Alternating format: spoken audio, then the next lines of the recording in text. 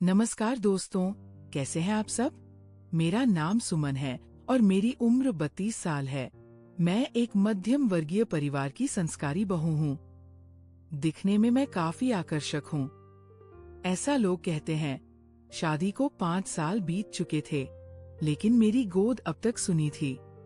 मेरे पति विकास संगीत पेशे से एक सिविल इंजीनियर हैं और उनका काम ऐसा है कि उन्हें अक्सर दूसरे शहरों में बड़ी साइट्स पर रहना पड़ता है। संगीत वे महीने 2 महीने में एक आध बार ही घर आ पाते थे। इस बड़ी सी पुरानी हवेली जैसे घर में सिर्फ मैं और मेरे ससुर संगीत जी रघुवीर सिंह जी रहते थे। सासू माँ का स्वर्गवास विकास संगीत की शादी से पहले ही हो गया था। ससुर जी घर के मुखिया थे और पूरे इलाके में उनका बहुत मान सम्मान था। हमारे पास फलों के बड़े बगीचे थे, जिनकी देखभाल ससुर जी खुद करते थे। वे एक बहुत ही अनुशासित और कड़क मिजाज के व्यक्ति थे। उम्र 55 के पार होने के बावजूद उनकी कद काठी देखकर कोई उनकी उम्र का अंदाजा नहीं लगा सकता था। रोज सुबह अखाड़े में कसरत करना और फिर बगीचे में मेहनत करना उनकी दिनचर्या थी। उनके चौड़े कंधे और गठीला बदन किसी भी नौजवान को शर्मिंदा कर सकता था। मेरे पास घर में सुख सुविधा की कोई कमी नहीं थी। पैसा था, रुतबा था, लेकिन वो एक चीज नहीं थी जिसकी एक पत्नी को सबसे ज्यादा जरूरत होती है, अपने पति का साथ और प्यार। विकास अपने काम में इतने व्यस्त रहते थे, संगीत की फोन पर भी बस काम की ही बातें होती। मैं एक औरत थी, मेरी भी कुछ शारीरिक और भावनात्मक जरूरतें थी जो अंदर ही अंदर मुझे खोखला कर रही थी। ससुर जी मेरी बहुत इज्जत करते संगीत थे और मुझे बेटी की तरह मानते थे, लेकिन पता नहीं क्यों पिछले कुछ महीनों से मेरे मन में उथल पुथल मची हुई थी। जब भी मैं ससुर जी को पसीने में तरबतर कसरत करते या बगीचे से काम करके लौटते हुए देखती तो मेरे अंदर एक अजीब सी सहन दौड़ जाती। उनका वो रौबदार व्यक्तित्व और पौरुष मुझे अपनी ओर खींचने लगा था। ये गलत था, मैं जानती थी, पर मन पर किसका जोर चलता है। एक दोपहर की बात है, गर्मी बहुत तेज थी। घर के काम करने वाले नौकर छुट्टी पर थे। मैं स्टोर रूम की सफाई कर रही थी। वहाँ एक पुराने लोहे के संदूक को खिसकाना था। मैंने बहुत जोर लगाया, लेकिन वो टस से मस नहीं हुआ। तभी पीछे से ससुर जी की भारी आवाज आई, अरे सुमन, ये तुम क्या कर रही हो? ये भारी है, तुमसे नहीं होगा। मैं सक्का गई। ससुर जी ने आगे बढ़कर अपनी मजबूत बाहों से उस भारी संदूक को ऐसे उठा दिया जैसे वह कोई मामूली खिलौना हो। संदूक रखते वक्त उनका शरीर मुझसे हल्का सा छू गया। उनके बदन की गर्मी और पसीने की वो मर्दाना खुशबू मेरे नथुनों में भर गई। मेरा दिल जोर जोर से धड़कने लगा। मैंने डरते हुए उनकी तरफ देखा। उनकी बाहों की नसें तनी हुई थी। हमारी नजरें मिली और उस एक पल के सन्नाटे में बहुत कुछ कह दिया गया। मैं घबराकर वहां से भाग खड़ी हुई, लेकिन वो एहसास मेरे साथ ही रह गया। उस दिन के बाद से मैं उनसे नजरें मिलाने में कतराने लगी, लेकिन चोरी छिपे उन्हें देखना भी मेरी आदत बन गई थी। वो जब शाम को आंगन में आराम कुर्सी पर बैठते तो मैं उन्हें निहारती रहती। क्या वह भी मेरे मन की बेचैनी को समझ रहे थे? ये सवाल मुझे परेशान करता था। बरसात का मौसम शुरू हो चुका था।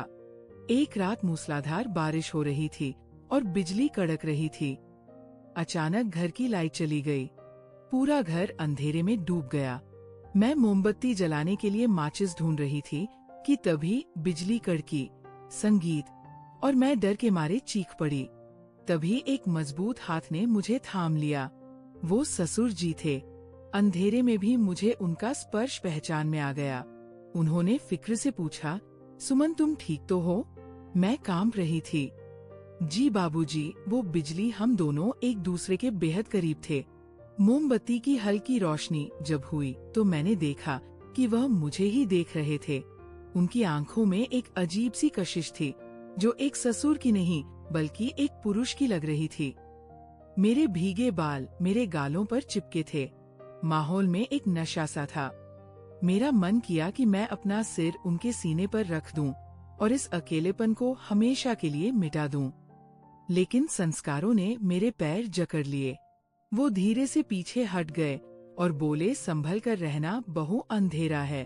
वो चले गए, लेकिन उस रात मैं सो नहीं पाई। करवटें बदलते हुए बस यही सोचती रही कि आखिर ये रिश्ता किस मोड़ पर जा रहा है। क्या एक औरत की प्यास उसे मर्यादा की हदें पार करवा देगी? अगले दिन मौसम सुहावना था। ससुर जी आम के बगीचे में काम करवा रहे थे। उन्होंने कहलवाया कि आज दोपहर का खाना मैं बगीचे में ही ले आऊं। संगीत। मैं टिफिन लेकर वहां पहुंची। वहां मजदूरों को छुट्टी दे दी गई थी और ससुर जी अकेले पेड़ की छाव में बैठे थे। मैंने खाना परोसा। खाते खाते उन्होंने पूछा, सुमन, विकास का फोन आया था? मैंने उदास मन से कहा, जी नहीं। 2 दिन से बात नहीं हुई। ससुर जी ने मेरी आंखों में देखा। तुम बहुत अकेली पड़ गई हो ना? उनका ये सवाल मेरे दिल के आर पार हो गया। मेरी आंखों से आंसू छलक आए। मैंने कहा, अकेलापन तो अब आदत बन गया है बाबूजी। पति पैसे तो बहुत भेजते हैं, पर वो वक्त नहीं भेज सकते जो बीत रहा है। ससुर जी ने खाना छोड़ दिया। उन्होंने गंभीरता से कहा, पैसा जरूरी है, पर रिश्तों की कीमत पर नहीं। हवा का एक झोंका आया और मेरे सिर से पल्लू, संगीत, गिर गया। मैं उसे ठीक करने गई तो मेरा हाथ उनके हाथ से टकरा गया। करंट सा दौड़ गया हम दोनों के बीच। उस पल, उस एकांत बगीचे में कोई हमें देखने वाला नहीं था। अगर हम चाहते तो उस सीमा को लांघ सकते थे जो समाज ने बनाई थी। मेरी सांसें तेज थी और उनकी नजरें मेरे चेहरे पर टिकी थी। लेकिन तभी ससुर जी ने अपनी नजरें फेर ली। उन्होंने एक गहरी सांस ली और खड़े हो, संगीत, गए। उनकी मुट्ठियां भीजी हुई थी, जैसे वो खुद से लड़ रहे हो। उन्होंने बिना मेरी तरफ देखे कहा, सुमन, घर जाओ, शाम होने वाली है। मैं समझ गई कि उस पल हम दोनों ही फिसलने वाले थे, लेकिन उन्होंने खुद को और मुझे बचा लिया। घर लौटकर मैं बहुत रोई।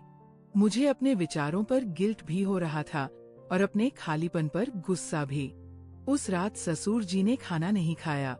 वह देर रात तक अपने कमरे में टहलते रहे। शायद वह भी उसी द्वंद से गुजर रहे थे जिससे मैं गुजर रही थी। उन्हें एहसास हो चुका था कि उनकी जवान बहू का अकेलापन उसे गलत रास्ते पर ले जा सकता है, और इसमें कहीं ना कहीं गलती उनके बेटे की भी है जो अपनी जिम्मेदारी नहीं निभा रहा। अगली सुबह जब मैं जागी तो देखा ससुर जी फोन पर किसी से गुस्से में बात कर रहे थे। वो विकास से बात कर रहे थे। मैंने उन्हें कहते सुना, विकास, मुझे कोई बहाना नहीं सुनना। संगीत, तुम्हें इसी हफ्ते वापस आना होगा और अब तुम वही शहर में नहीं रहोगे। अपना काम यहाँ पास के शहर से संभालो या यही आकर खेती देखो। तुम्हारी पत्नी को तुम्हारी जरूरत है। घर की लक्ष्मी उदास है और ये हमारे वंश के लिए अच्छा नहीं है। अगर तुम नहीं आए तो समझ लेना इस घर के दरवाजे तुम्हारे लिए बंद है। उनकी आवाज में एक पिता का अधिकार और एक ससुर की चिंता साफ झलक रही थी। उन्होंने वह फैसला लिया जो एक समझदार बुजुर्ग को लेना चाहिए था। उन्होंने उस नाजुक धागे को टूटने से बचा लिया था। ससुर जी के डांट का असर हुआ। 4 दिन बाद ही विकास अपना सारा काम समेटकर वापस आ गए। जब विकास घर आए तो ससुर जी ने उन्हें अलग ले जाकर समझाया। मुझे नहीं पता उन्होंने क्या कहा, लेकिन विकास पूरी तरह बदल चुके थे। उन्होंने मुझसे माफी मांगी कि उन्होंने मुझे इतना नजरअंदाज किया। विकास अब घर पर ही रहने लगे। पास के शहर में उन्होंने अपना ऑफिस डाल लिया और शाम को वक्त पर घर आ जाते। हम दोनों के बीच का वो खालीपन, संगीत, भरने लगा। ससुर जी अब ज्यादातर वक्त बाहर दोस्तों के साथ या मंदिर में बिताने लगे। संगीत, ताकि हमें एकांत मिल सके। उनकी समझदारी ने मेरा घर टूटने से बचा लिया था। मेरे मन में जो भटकाव आया था वो पति के प्यार ने धो दिया। कुछ ही महीनों बाद घर में खुशियों ने दस्तक दी।